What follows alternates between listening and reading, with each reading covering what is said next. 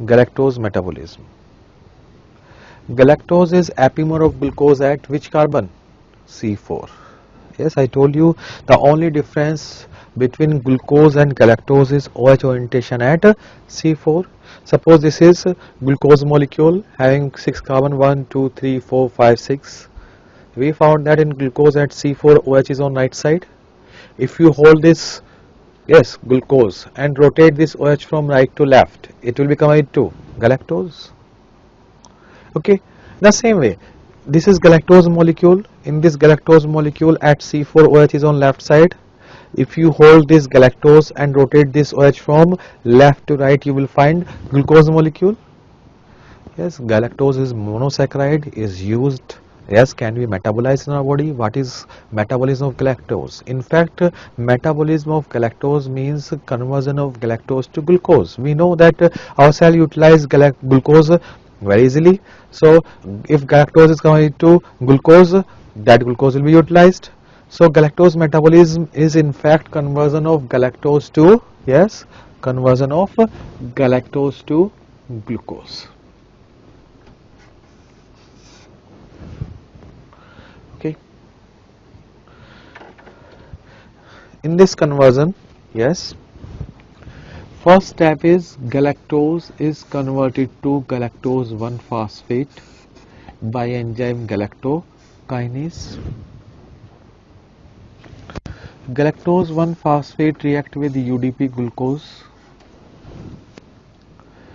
to form UDP galactose and glucose 1-phosphate. Means galactose 1-phosphate react with UDP glucose. This galactose comes to UDP to form UDP galactose by enzyme galactose 1-phosphate uridyl transferase. Galactose 1-phosphate uridyl transferase means galactose is transferred to UDP by this enzyme. Now UDP galactose is converted to UDP glucose by UDP galactose 4 epimerase. Yes, you can understand like this. Suppose, look at me, this is UDP, my hand is UDP, this is galactose. We know if we want to rotate this OH, first of all this galactose must be fixed in UDP.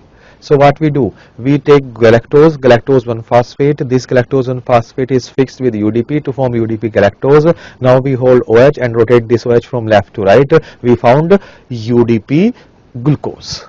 Yes, this is galactose is converted to galactose 1-phosphate, react with UDP to form UDP galactose. Now 4 OH is rotated from left to right, UDP glucose by UDP galactose 4 epimerase. We know glucose and galactose are epimer at C4. That is why 4 epimerase. A question was asked, yes, which of the following enzyme is not involved in galactose metabolism? Option A was galactokinase, option B was galactose 1-phosphate uridyl transferase, option C was UDP galactose 4 epimerase, option D was UDP galactose 2 epimerase. The answer was UDP galactose 2 epimerase. We know that galactose is epimer of glucose at C4. So 4 epimerase. Clear? So this is galactose metabolism. If galactose 1-phosphate uridyl transferase deficient, that is classical type of galactosemia, this galactose 1-phosphate is not metabolized. This galactose 1-phosphate accumulate in liver, hepatosplenomegaly, spleen, hepatosplenomegaly, jaundice, ascites. So systemic manifestation, jaundice, ascites, hepatosplenomegaly will be there. Okay, this extra galactose will be converted to galactitol. This galactitol will accumulate in lens to produce oil drop cataract. Question: oil drop cataract is due to accumulation of which compound? Galactitol. In galactosemia, yes, oil drop cataract is found. Clear? Again I repeat, in classical type of galactosemia, this enzyme is deficient. So galactose 1-phosphate, galactose will not be metabolized, accumulate in liver, spleen, hepatosplenomegaly, jaundice, ascites. Extra galactose is converted to galactitol, accumulate in lens, jaundice, ascites. If galactokinase is deficient, this is called minor type of galactosemia. In minor type of galactosemia, the only and only feature is cataract. This question was asked in AIIMS. In minor type of galactosemia, the only and only feature is cataract. Clear? Okay, this is about galactose metabolism. Now last topic of carbohydrate, that is sorbitol pathway. Recently asked question, so many questions were asked on this pathway. Yes, sorbitol pathway. Normally glucose is converted to sorbitol by enzyme aldose reductase.